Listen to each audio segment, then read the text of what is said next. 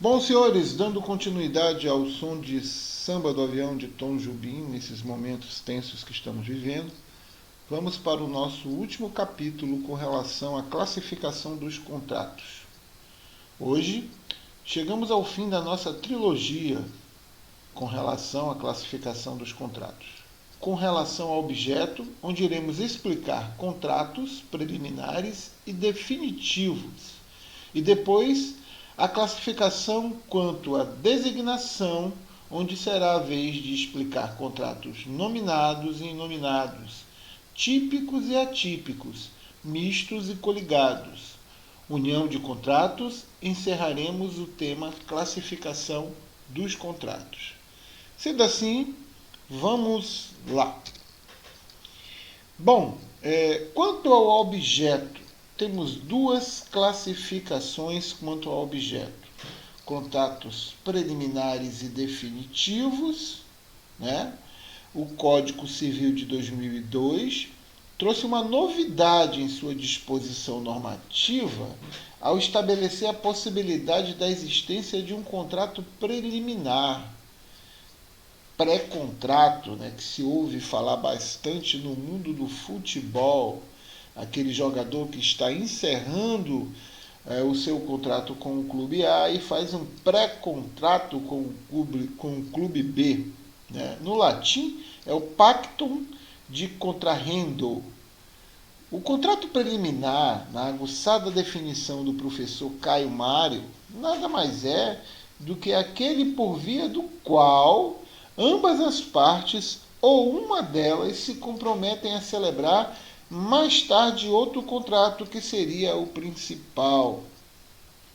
A característica fundamental deste é o seu objeto, a saber, a realização de um outro contrato, agora, porém definitivo. Senhores, via de regra, o contrato preliminar é realizado na prática em casos de compra e venda de imóveis, visando trazer, em razão do valor, mais segurança aos contratantes. Quando mesmo pode ser realizado na perspectiva de assegurar qualquer outro contrato desejado pelas partes. Então, as partes, antes de fazerem os procedimentos que nós aprendemos lá, que são os procedimentos solenes, pois a transferência de um imóvel ou um móvel, ele tem que passar por um procedimento solene, que é uma das classificações do contrato. Eles fazem um contrato de compra e venda onde demonstram interesses mútuos, e esse contrato de compra e venda tem uma característica preliminar. O sentido normativo a respeito do contrato preliminar está disposto no 462. Vejamos aqui. O contrato preliminar, exceto quanto à forma, deve conter todos os requisitos essenciais ao contrato a ser celebrado. 462 do Código Civil, perfeito? E quais são todos os requisitos, né? À luz da doutrina, observa-se que a norma exige que o contrato preliminar deve atender aos requisitos necessários ao contrato definitivo no futuro. Estes requisitos compreendem-se como as partes, o objeto, o prazo, a forma. Assim, sem o estabelecimento desses requisitos no pré-contrato, de raciocínio, o artigo 463, né, do mesmo diploma norma dispõe da seguinte maneira: concluído, vejam bem, o contrato preliminar com observância do disposto no artigo antecedente, e desde que dele não conste cláusula de arrependimento, qualquer das partes terá o direito de exigir a celebração do definitivo, assinando prazo à outra parte que o efetive. Parágrafo único. O contrato preliminar deverá ser levado ao registro competente. Muito bem. Se um contrato preliminar não for respeitado, cabe ação de danos, né? A não ser se existe uma possibilidade de arrependimento prevista nesse contrato preliminar. E existe essa possibilidade de cláusula de arrependimento? Sim, vejamos. Cláusula de arrependimento. É possível que o contrato preliminar contemple uma cláusula de arrependimento. Sim, sim, senhores, é possível. Em regra, o contrato preliminar é irretratável, ou seja, não se pode voltar atrás no que foi anteriormente acordado, cabendo dano se não cumprido.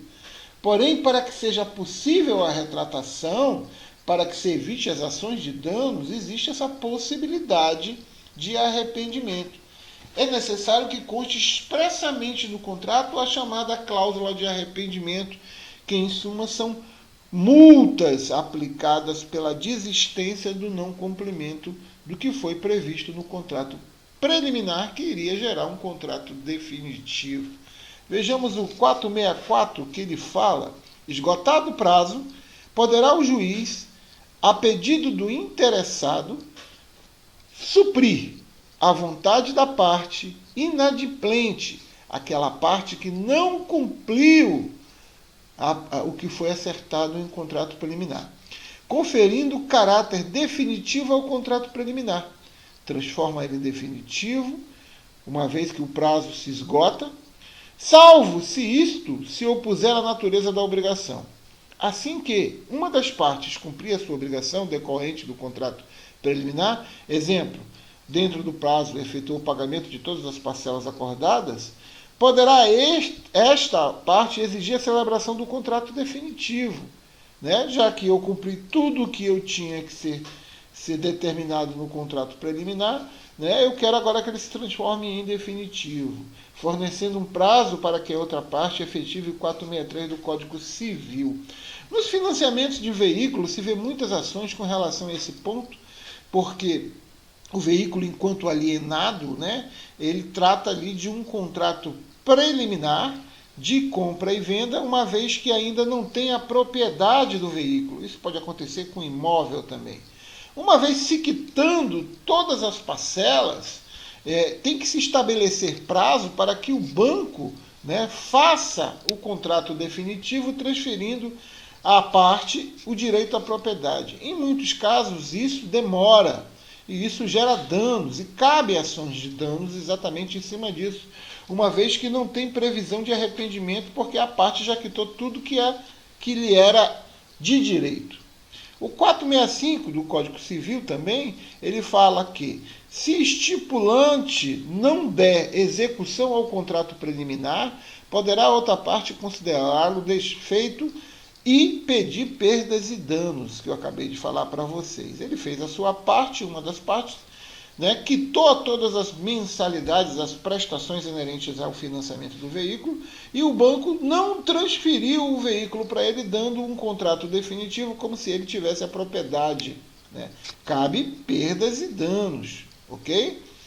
A execução forçada do contrato preliminar, uma das partes requer ao juiz para que supra a vontade da parte inadimplente, atribuindo caráter definitivo ao contrato preliminar. Artigo 464 do Código Civil. Caso se trate de obrigação infungível ou personalíssima, a parte prejudicada poderá pleitear ao juiz indenização por perdas e dano. 465 do Código Civil. Muito bem. Dando continuidade, definitivo tem objetos diversos. De acordo com a natureza de cada avença, os contratos consensuais, aqueles contratos que se aperfeiçoam com um acordo de vontades, como, por exemplo, o contrato de compra e venda, ele precisa passar por um procedimento de solenidade para se transformar em um contrato definitivo.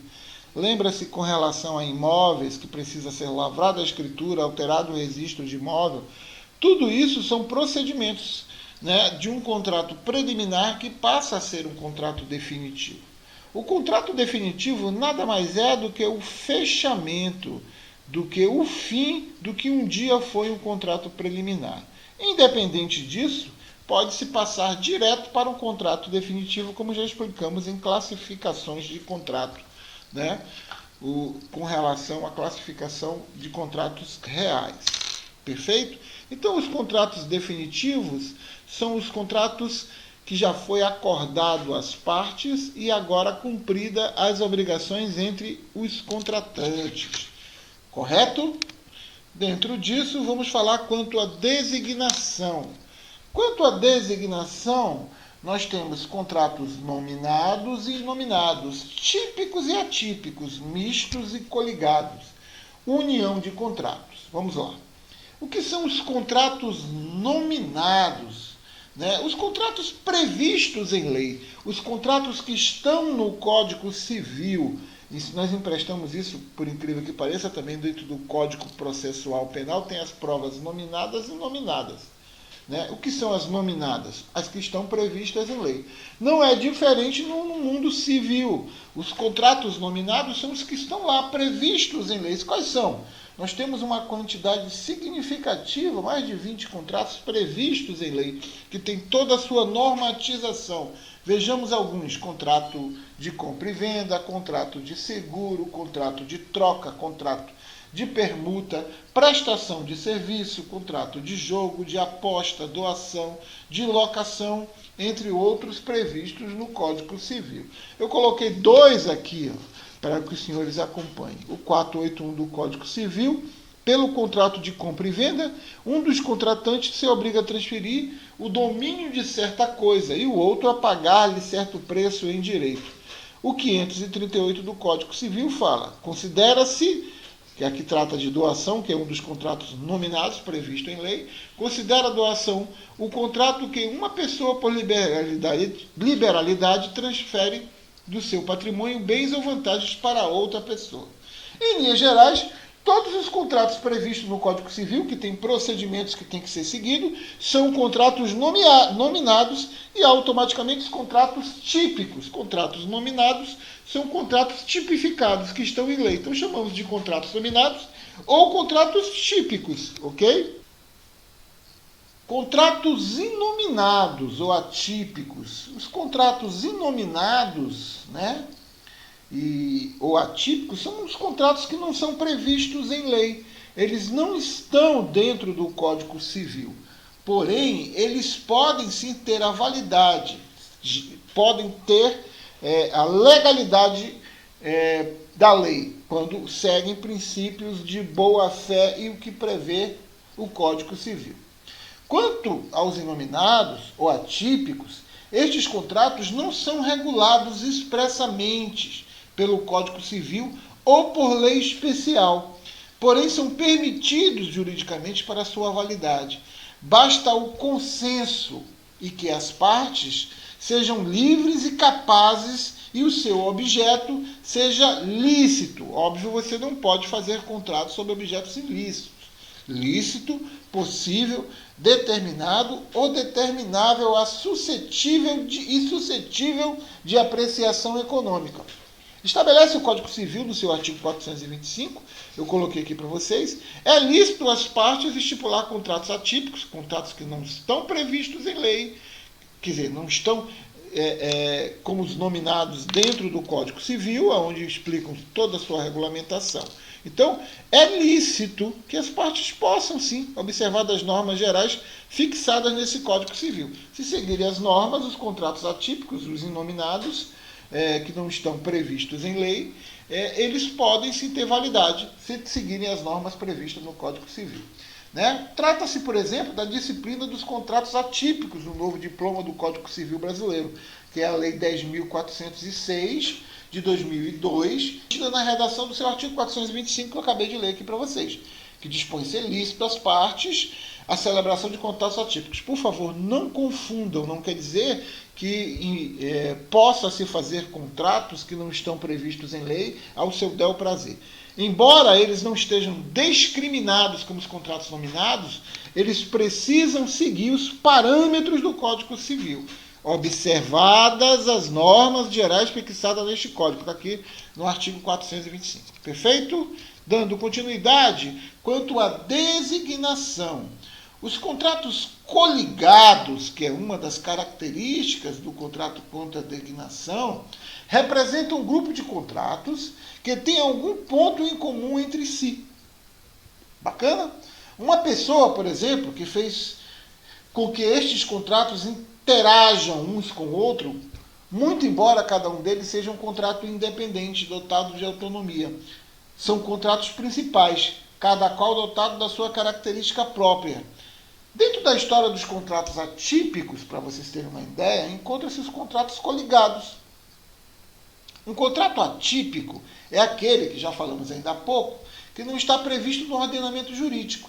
Entretanto, deve seguir algumas regras fundamentais, as quais são disciplinadas em lei e devem conter também uma explicação detalhada a respeito de que a cláusula, que as cláusulas serão utilizadas, vão vigorar dentro do contrato para que não restem dúvidas.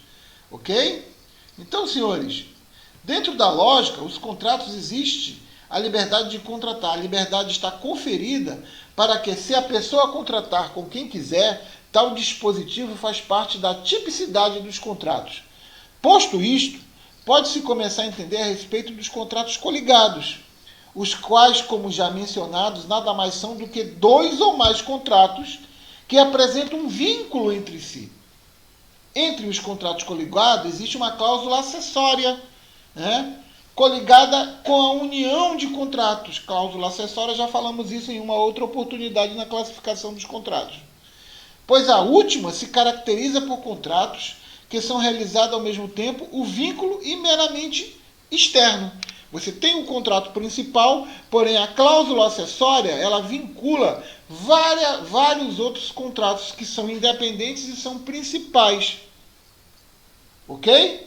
Contrato principal, mas que eles vão ser vinculados, né, por causa da cláusula acessória. Todos eles estão ligados à cláusula acessória. Apesar das similaridades entre os dois diferentes contratos, nos contratos coligados, a unicidade não se faz presente.